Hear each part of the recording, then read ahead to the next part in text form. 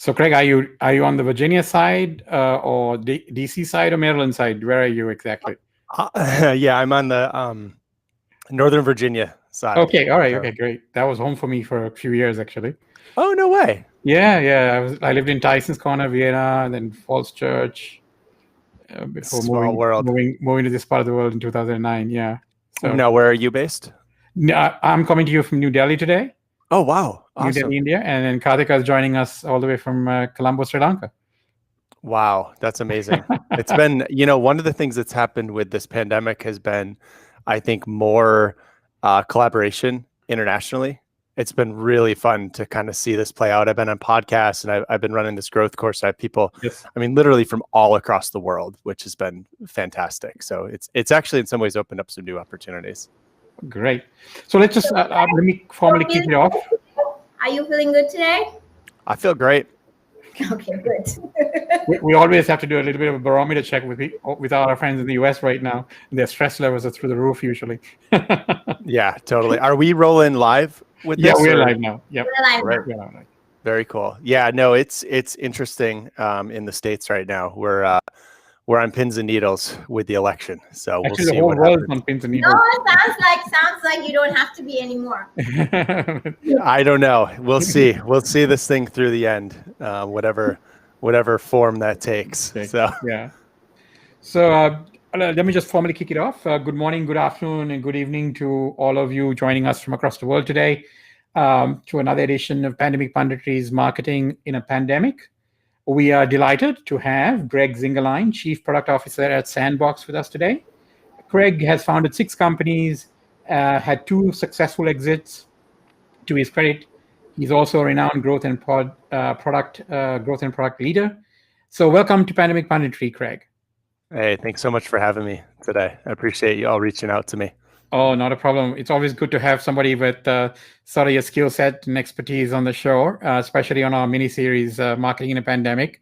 So, I was curious. I think for the benefit of the audience, maybe what we should start, the place potentially we could start is to sort of. I know you've been at the intersection really of this product management and growth marketing for 10 to 15 years, correct? Yep. So I thought maybe it would be, you would be the best person to presumably give us a sort of a working definition of product management for our audience and also growth marketing. Sure. Yeah, I'm happy to do that. Yeah, and just a really quick intro about myself. Yeah, I started out early in my career as what I call a really bad software engineer. And so, meaning this was in the late 90s, early 2000s. If you could build a website, you could make money. And so my first couple of businesses were actually around doing that exact thing, where I was an engineer and I was building things and having fun and trying to get by making a living. But I was never a great software engineer. And over time, if you look at my career progression, I've moved from kind of really hard skills in engineering, computer engineering, mostly web development. And then I moved into building stuff for other people and doing that at scale. And then I realized that I like the strategic side, which we call product management nowadays. But in the early to mid 2000s, when you were building products for people, they didn't actually want to pay for the strategy. They just wanted to hire you to build stuff. And so really, I think product management, so let's start there. Product management is the process of both looking at the strategy and the execution of building things. And so it has been around for quite a while, but I really think the discipline has really shaped in the last 10 years or so. And so I kind of spent a number of years there. And then what I realized after building, dozens and dozens and dozens of products, was that the building itself was starting to get a little bit easier. Products were getting easier to get out into the wild. And then what was really the challenge was getting customers into the door. And that's where growth comes in. So growth marketing, I define growth as really, it's pretty broad in terms of subject areas and the expanse of what it covers. But really growth is about connecting value of the product to consumers of the products.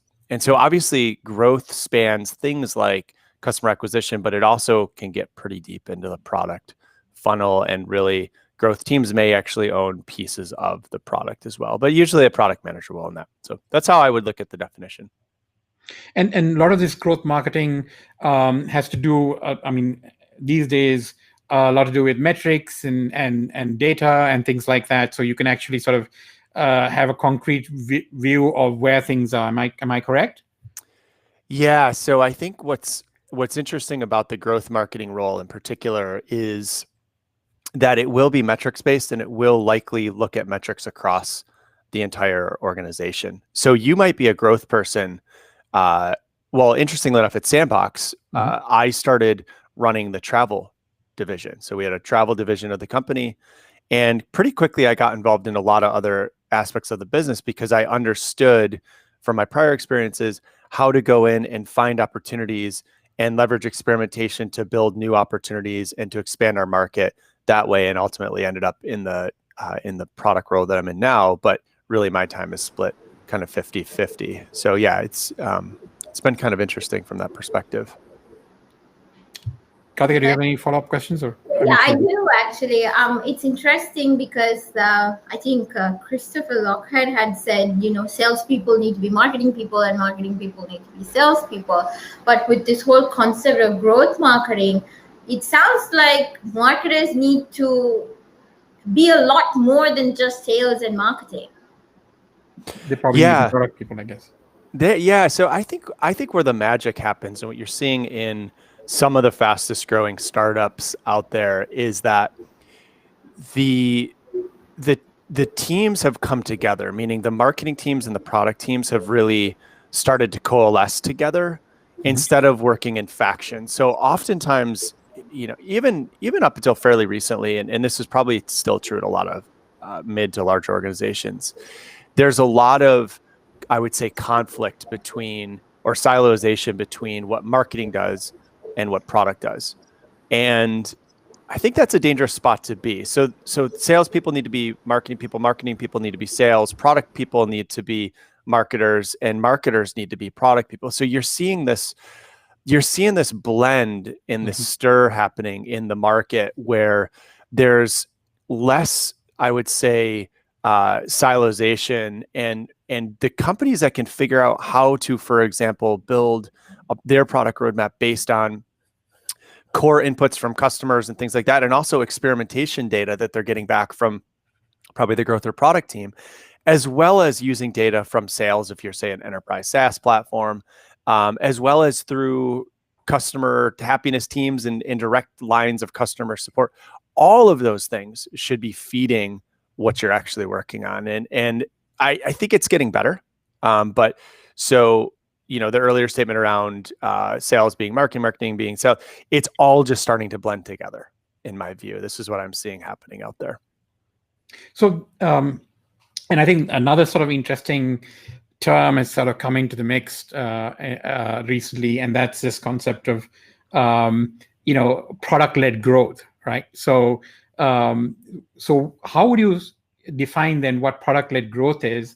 And do you believe that, today's product managers need to adopt a product-led growth approach to product management, sorry? Yeah, I do think they need to look at product-led growth. I mean, let's start again with a definition. How I would look at product-led growth would fall more traditionally in what more core growth or marketing people would call the activation funnel, or the activation loop. So really what you're trying to do is you're trying to put the product to work to help both onboard new customers more seamlessly, ideally through some kind of personalization. You're using the product to build additional value to connect to that user. So ideally they either buy more things or spend more time with you. It might also be leveraging the product through referral loops that are built into the product so that it grows itself. So those are all really, really positive things. And so when I talk about product-led growth, I encapsulate product-led growth inside of activation, because I think activation as a topic might be a little bit more broad and is actually industry agnostic. Whereas you're seeing product-led growth, I would say, more leveraged by SaaS platforms and SaaS companies, right? It's a little bit more of an arbitrary use case around consumer growth. And so that's why if you frame it within the context of activation, I think these are all terms, right? So every company is going to be different and there's no standard. The interesting thing with product-led growth, I think the good side of product-led growth is that companies are really getting good at understanding what customers want and building the right things to meet the needs of those customers and to really leverage these new opportunities that the product itself is opening up that you can't really get for free without using the product to drive growth. I do think that in some ways, product-led growth can be a bit reductive, meaning the obsessive focus on product-led growth in some ways challenges marketing, and it challenges sales, and it challenges, maybe some of the core principles of growth.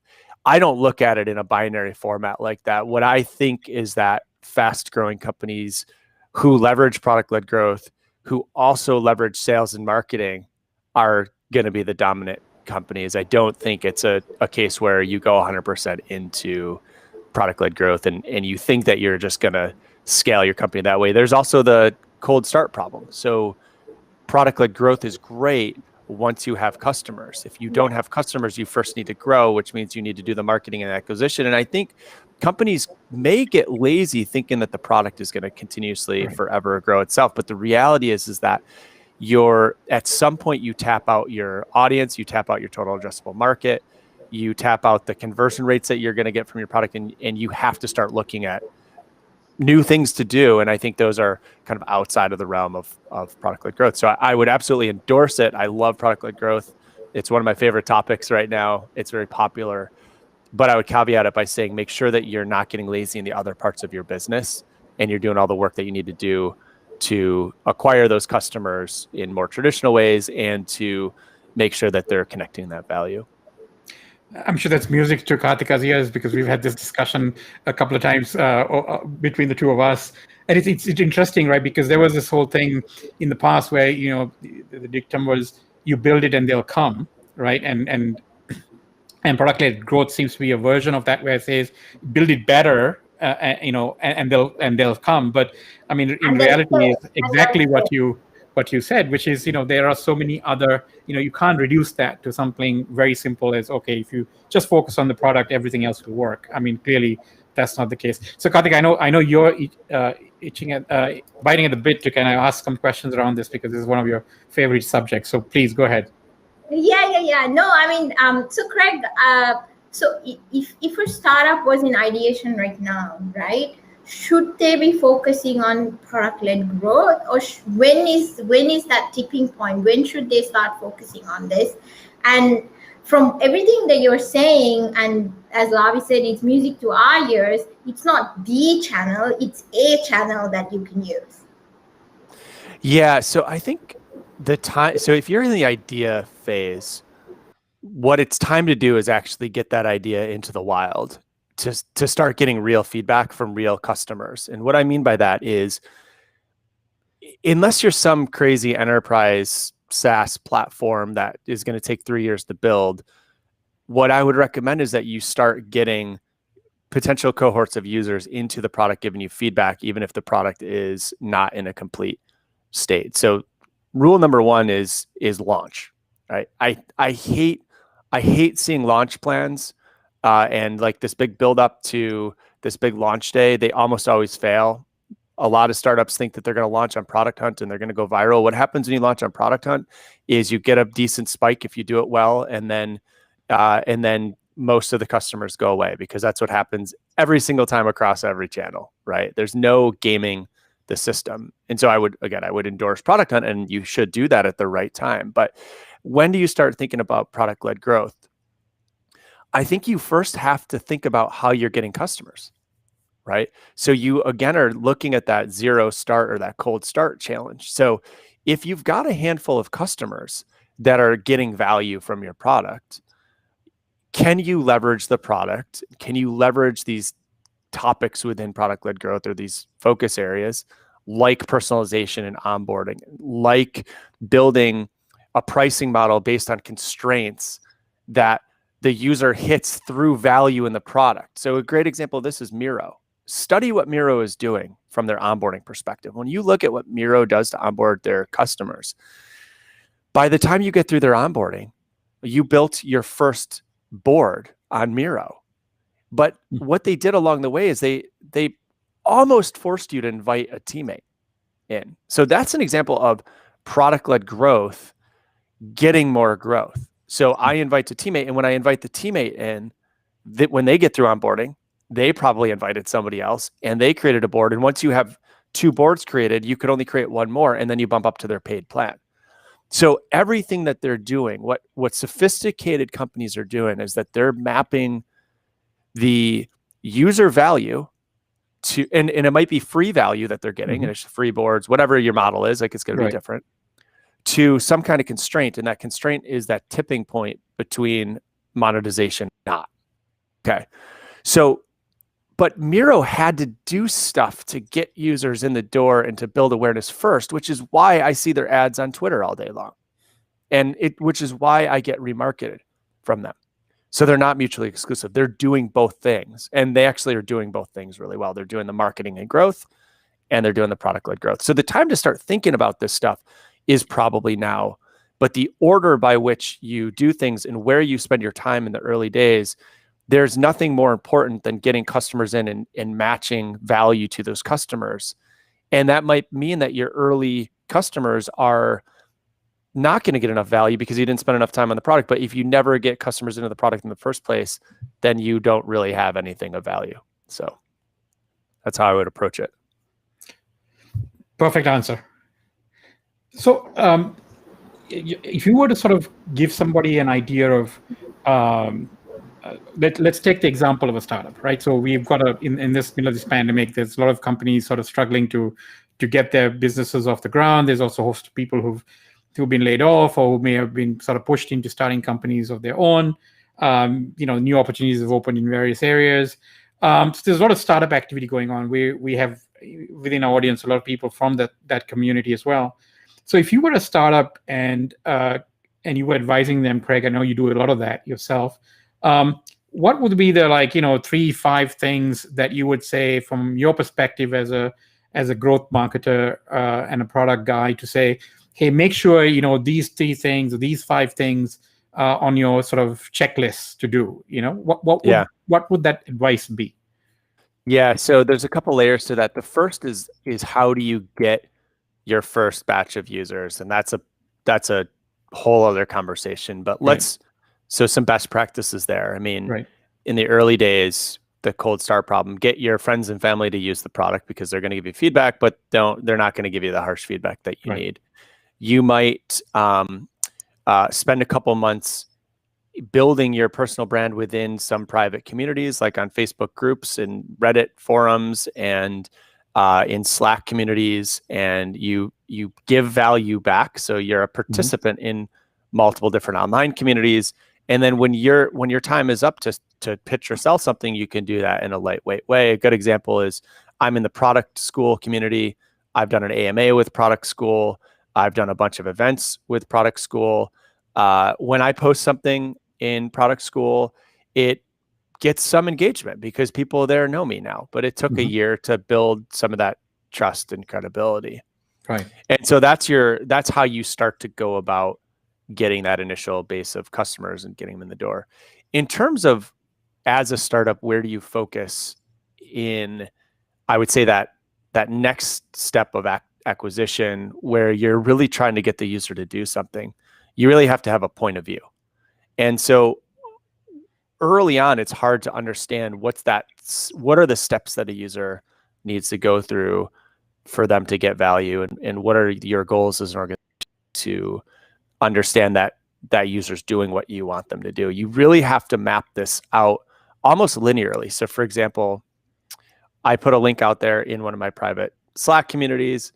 It's to an article on my website where I'm introducing some concept. I'm talking about this thing. I'm adding value. The reader likes it.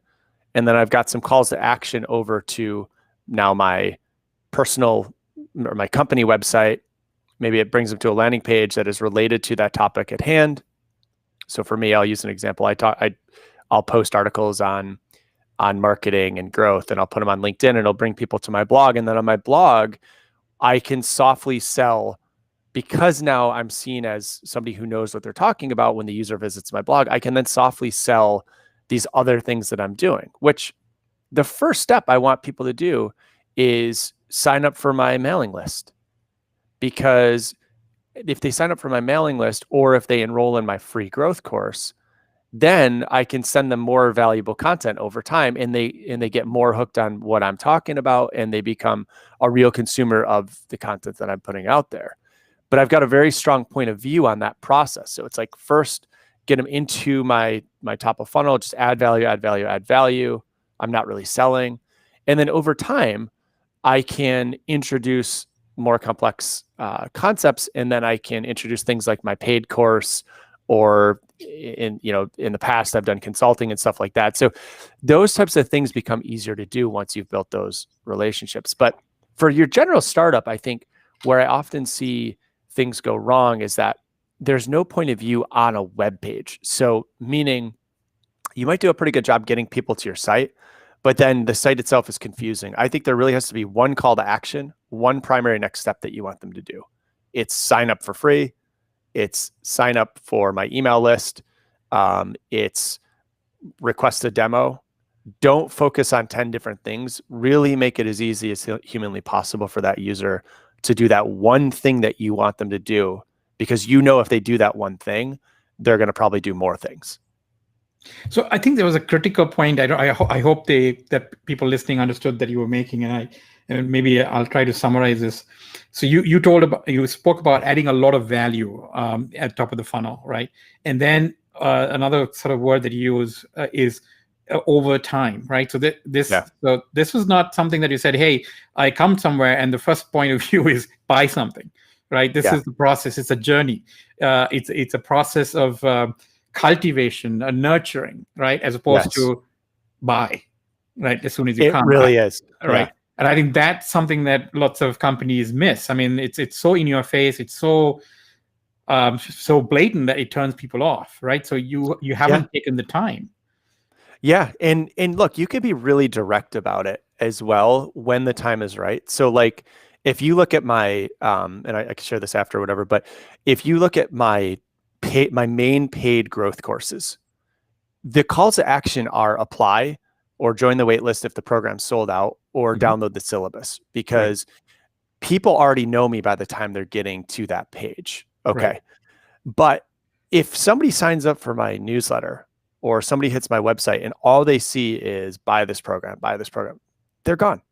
Right. What I find is that the users, and by the way, before I launched my courses, I had talked to over 100 founders on the Growth Mentor platform and got really, really good reviews. I got all 5 out of 5 reviews on it. I got something like 55 written reviews and testimonials from that alone.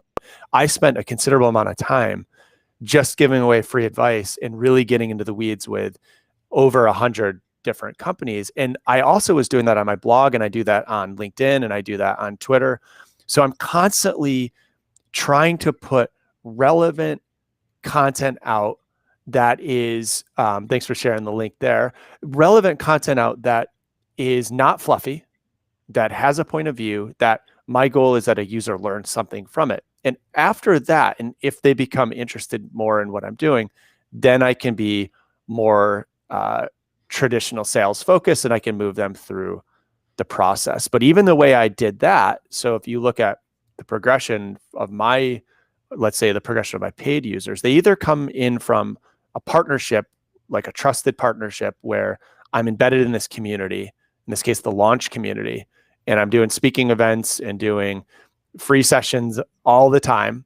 And then there's calls to action to learn more about the thing that I just talked about. Or if you come in through my channels, you've probably been hearing from me for a while. And again, it's not a pressure thing. It's just, is there more value by going into this deeper dive than all the stuff that I'm giving away for free? It turns out, yes, there is, but you never have to go in and pay. You can always consume a bunch of stuff for free, and there's value in that stuff for free. This stuff takes time.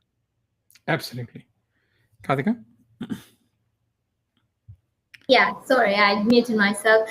So we talked a lot about startups and how startups can grow, etc., with product. If a company is 10, maybe 15 years down in their journey, how do they now suddenly build a product-led kind of culture and growth strategy if they miss the bus? I think if you miss the bus, it's okay because this stuff is always changing. And I think if your business is working really well in your traditional sense and you don't think that there's an opportunity to really shift gears, then you might just want to hold steady for a while and let the market play out a little bit. I tend to always take a more aggressive growth approach, though. I think there's always more that you can be doing. So if you're 10 or 15 years in, one of the things that I think you need to do is ritualize reporting on key metrics that actually matter to your business. And I would break that down into 3 buckets. The first bucket is what's happening at the top of the funnel. So how many website visitors are you getting? Where are they coming from? How many clicks from paid ads are you getting? What's your SEO look like? This is all top of funnel, and you track that week over week. Is that growing? Is that not growing? Now, most companies have that. The next step, though, is what is the exact goal? I call this EPAG, endpoint acquisition goal. Every acquisition tactic that you use, regardless of channel, should have a transition point between the acquisition effort and the product effort. And so what are those things? Those might be sign up for my email list. It might be request a demo. It might be start a free trial. It might be get started free. That's a pivot point. So if you got 100 if you've got 100 visits in a day and 10 of them sign up for your free trial, your EPAG conversion rate would be 10% in that case. Right. So companies that are 10 or 15 years in, so you have to do that top of funnel view, and then you have to look at on a weekly basis what's happening with those cohorts. Ideally, you're tracking by cohort and you're not blending everything together. Again, that's a different discussion, but more generally, if you track top of funnel and then that middle of funnel, and then what's happening from there. So let's say you had 100 visitors come in, you had 10 sign up for your free account. And by the end of that first month, you had 2 people pay. Your full conversion rate is 2%, 100 down to 2. Your EPAG to revenue conversion rate is 20%. And you look at those metrics week over week and month over month. And what you want to do is increase those metrics. You want to drive up those conversion rates by building more value into the areas where you need to build more value. So if you look at it, again, week over week, what you're going to start to do is spot trends. So a company that's 10 or 15 years in, this is pretty easy stuff to do. I mean, it might take you a couple months to get all the data in place. You may need a data engineer to make sure the right pixels are in place and the right events are firing. It's relatively tactical stuff at that point, but pick your top of funnel, mid funnel, and bottom of funnel metric that's most important to you. Track it week over week and try to influence those metrics strategically by having either running experiments or having a point of view on how you improve that by adding more value every step of the way. So I don't think it's a lost cause if you haven't done this stuff yet. In fact, I think it means there's a massive amount of potential opportunity. Yeah, it's great. That's great advice. So, Craig, I mean, if you were, I always sort of try to bridge the gap here. You know, I think on the technology side, especially in software, there's a lot of innovation around marketing and sales because technology companies use technology to do things that, things like marketing and sales more than maybe traditional, say, FMCG companies, right? Yep. Are there any principles, strategies, tactics that, and I'm putting on the spot a little bit here, that come out of our industry, software and technology, that can be broadly applied or maybe relevant to, say, a company that's making a food product or a physical good of some kind?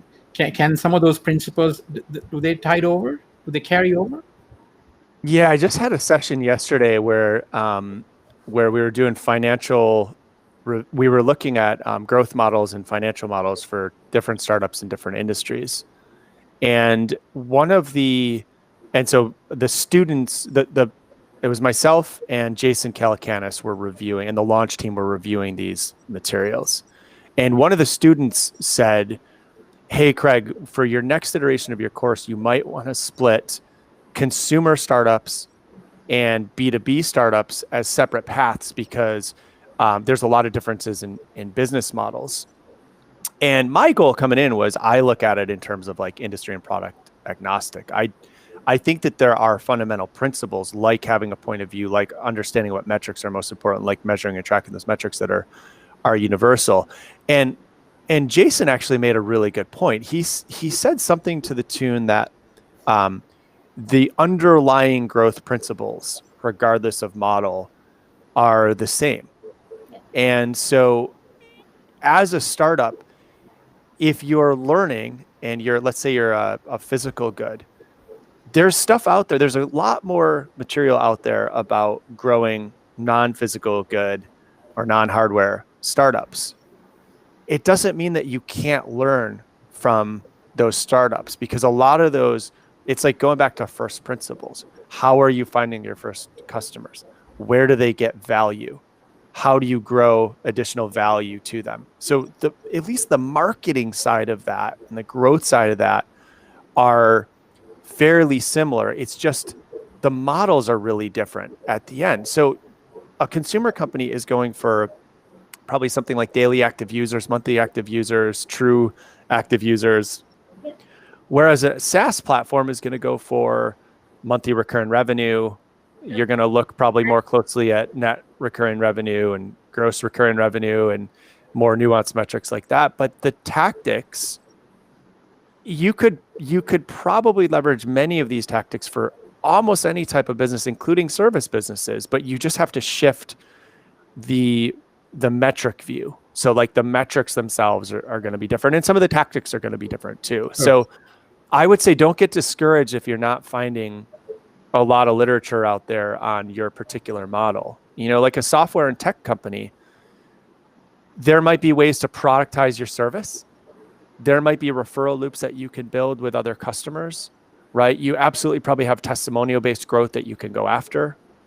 So it's less about the product in that case than it is about the market and finding those growth opportunities within those industries. So I'm not sure if that answered the question. It was kind of long-winded. It does. Actually, I mean, I think one of the things that people sort of, and some may be missing the bus on a little bit, is that, you know, there's a whole lot of technology that's available to our consumers now on their smartphone, right? So you have ability to connect with a whole bunch of like-minded individuals through social media. You have, you know, the ability to take pictures and do reviews and do all of those things. So if you sort of, you know, as a product led growth person in a FMCG company, you could sort of build some of that virality and self-adoption into the product by you know, getting customers to post stuff on Instagram or put reviews or incent people to get, you know, discounts and sign up for the newsletter version of that product. Yeah. It's a recipe, right? So there are certain things you can do. You just have to sort of as you said correctly, you know, do the translation, right? I mean, you got to see how, you know, it's not one-to-one, but it's certainly principle to principle makes sense. Yeah. And I think foundationally, so in my course, one of the things we do site takedowns, and I'm pretty brutal with feedback on one site in particular. I won't mention the name, but it's an enterprise SaaS platform, and there are literally 50 plus calls to action on their homepage. And now you might say, well, it doesn't really matter. They've got channel marketing channels. It actually matters because there's a chat window that pops up and some poor chat person has to answer really basic questions that should have been answered through the website, through the product, you know, that version of the product with their website being the product in that case, much more elegantly, much more quickly. And so again, regardless of what industry in it, you need to not be lazy about or downplay the impact of each and every interaction with the customer. If your site looks like crap and you're a hardware company, that might not be as bad as if you're a design thinking consulting company where everything needs to look great, but everything does matter. People's patience is less. There's more competition. It's easier to find competitors. Consumers are getting more savvy every day. So you really have to cover all of your bases, and it's a lot of work. Yeah. There you go. Yeah, speaking of consumers, Craig, did you manage to catch that Netflix documentary, The Social Dilemma? It's probably the next thing that I'm going to watch, but I haven't. I know about the topic, and it's interesting, but no, I have not seen it yet.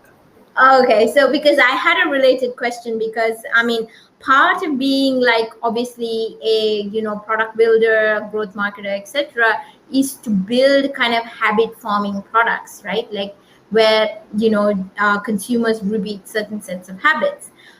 So how do you then balance the whole healthy habits versus not getting them addicted?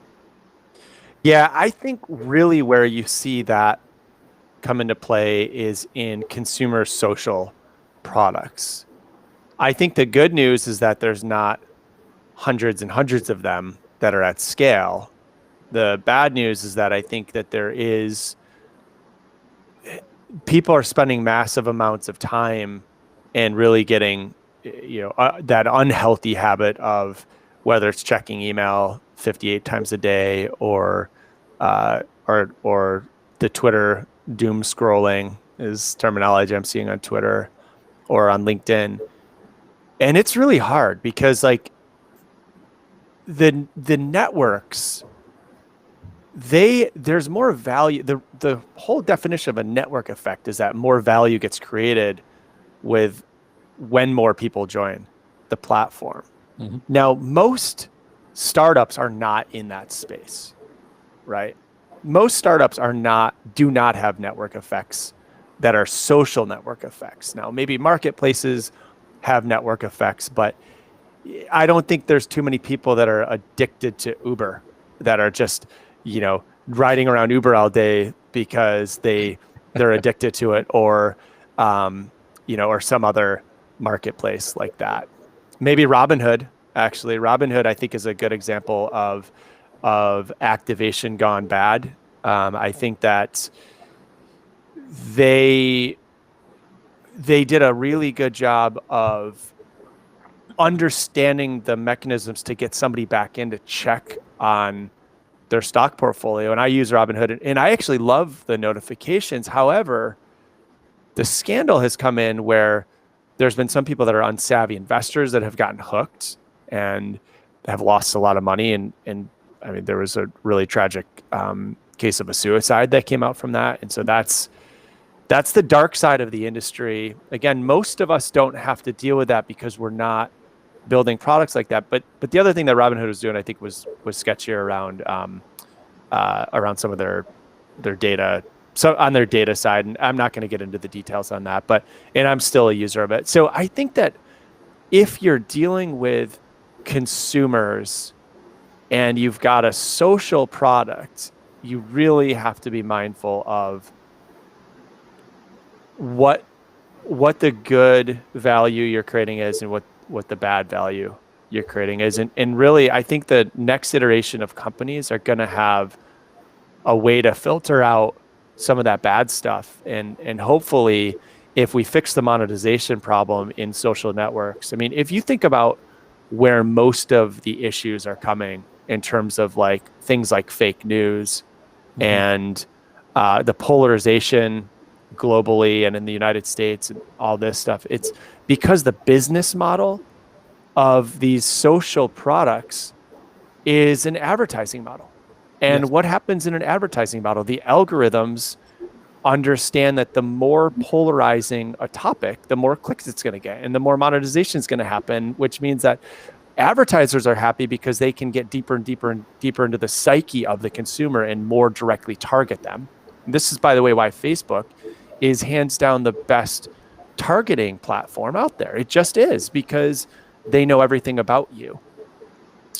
But the alternative to that would be a subscription-based model. So Substack is really starting to scale, and some of these lower cost consumption platforms that don't rely on that network effect and that social network effect to drive an advertising model, which inherently has a lot of flaws.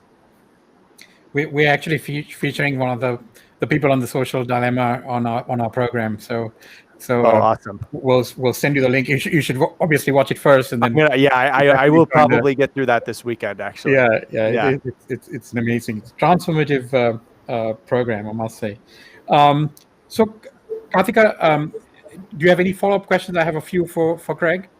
Yeah, I have a few, but Lavi, go ahead. So Craig, this is sort of on a more personal nature. So how did you sort of end up, doing a lot of these startups and getting hooked on startups? I mean, what was the personal inspiration to do that?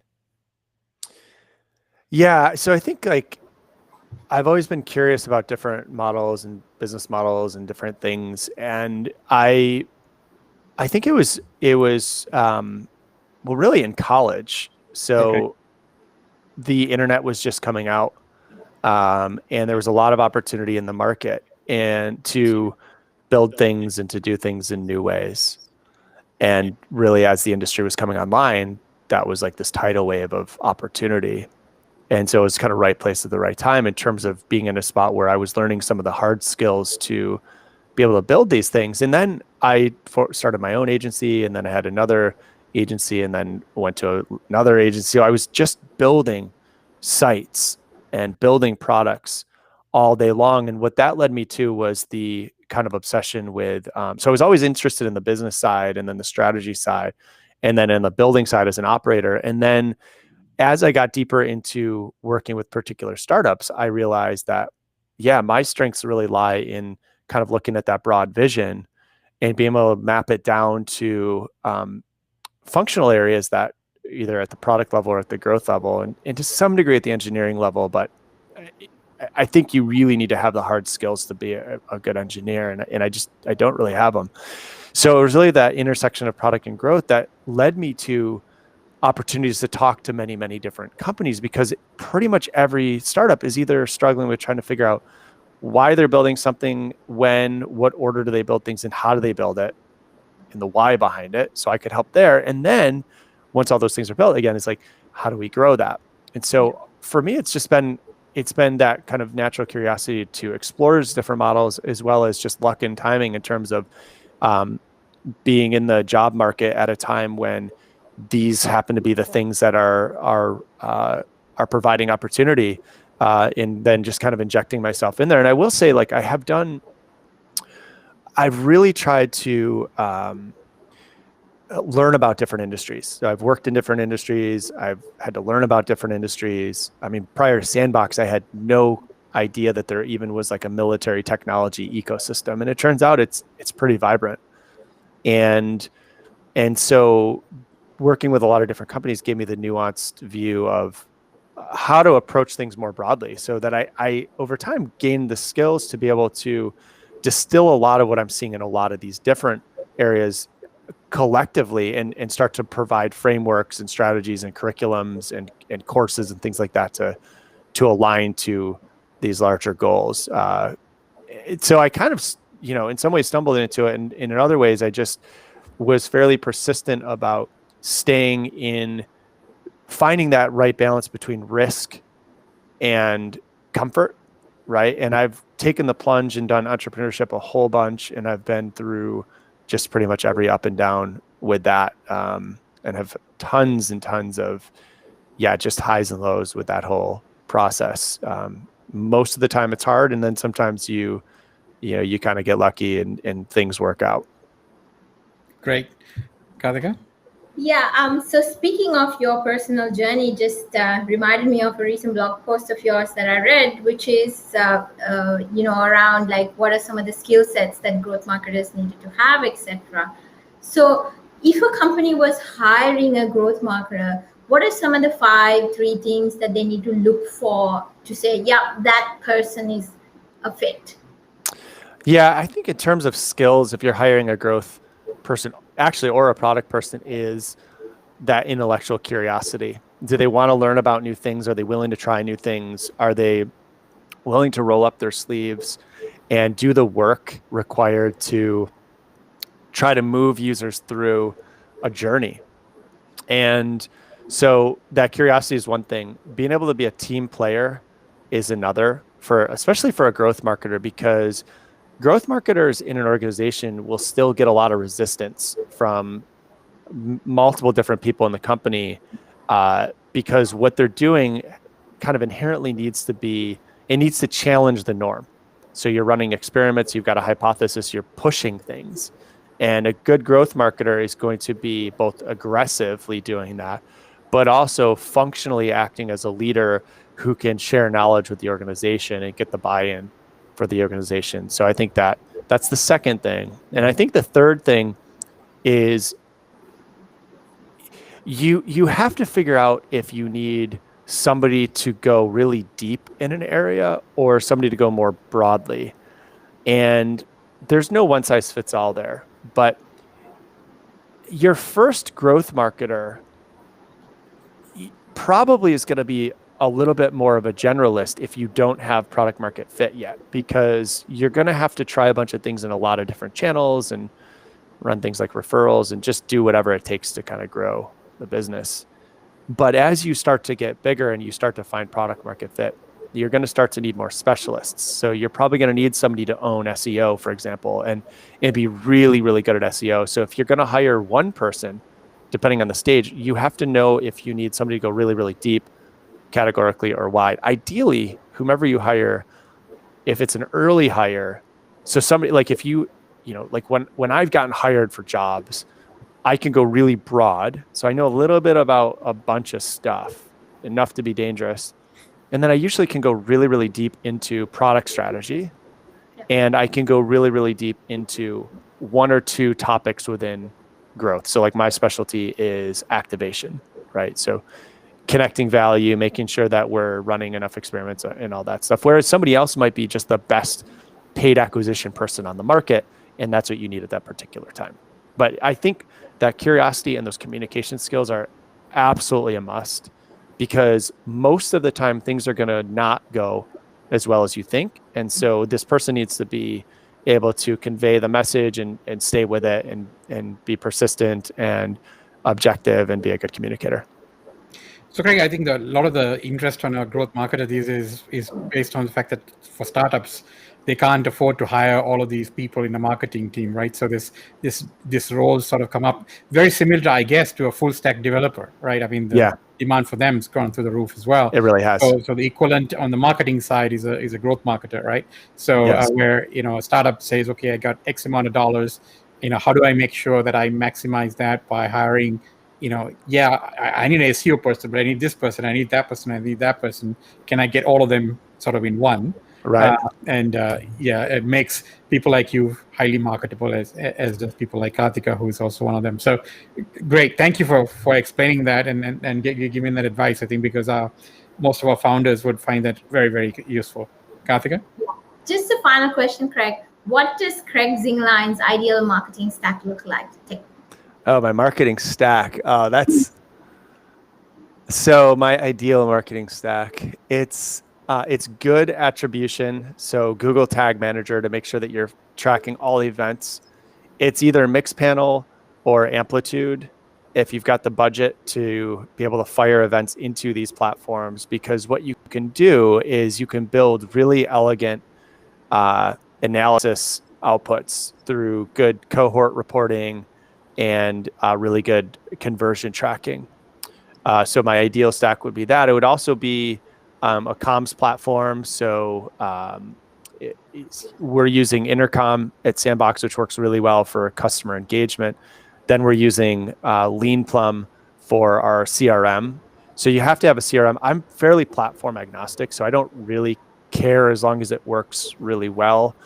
So you have to have one of those and ideally it's event-based, right? So again, it comes back to the data engineering side where you've got events coming in and you can basically track the user through the process, and then you can smartly engage that user through those points of view on that activation funnel that you have. So what's the next thing you want them to do? And that's going to be personalized based on where they're at in their journey. The antithesis of that is what I do for a lot of my stuff, which is I just have this generic big drip campaign. I mean, I get really good open rates and really good click-through rates because it's all value-based content, but I could make it a lot better if I would just spend the time to like optimize each and every step and personalize it, but I haven't gotten there yet. So if you're not there, it's okay. Like I'm not there yet. We can all aspire to do greater things, and then it's probably some kind of data aggregate platform. Like if you don't have Mixpanel or Amplitude, it's probably something like Firebase plus Google Data Studio, which it's a free product. There's a lot of free products. And then on the enterprise side, you might be using something like Heap or Snowflake or Twilio just bought. Who did Twilio just buy? They bought Segment, right? So it might be Twilio and Segment where you're storing data. So you got to have that infrastructure in place. But again, in the earliest of days, Google Tag Manager, and you can report manually if you need to. Awesome. Great. Any questions, Bobby, in closing? No. I think we're at the perfect timing there, 45 minutes. So, Craig, thank you again for taking time off in the middle of this election cycle that's still going on in the US. I was hoping that it would be done by the time we talk to you, but it's not. No, it's not. So I know, lots of sleepless nights from people watching the results coming in. So thanks a lot for sharing lots of wisdom, practical, helpful tips, and tactics and techniques. So we appreciate that. And I know we've flashed some of your courses up there and ways to sort of contact you and sign up for classes. Awesome. So I'm hoping that, our viewing audience, which tends to be global, but will also sort of take you up on your expertise.